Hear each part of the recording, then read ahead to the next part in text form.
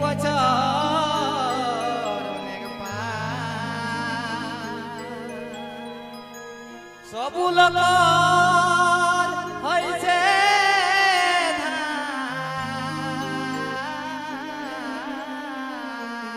এই বছর অনেক সবু লোকর হইছে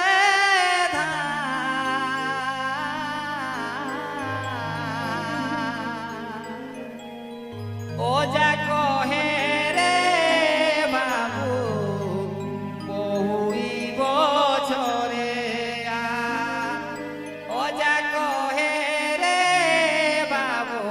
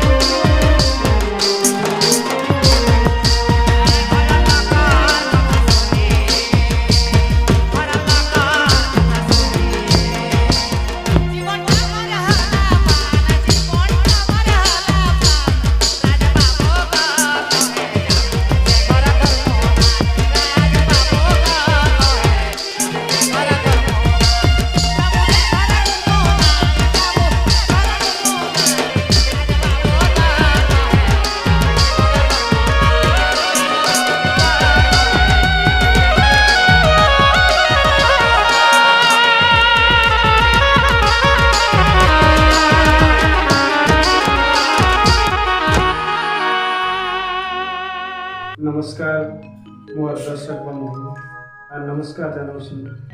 मोर कलाकार भाई और बहन मान आमर ये पुरान करम झुमरटा केमत लगे जदि बंधु मान भल लगे ताले निश्चय आमर ये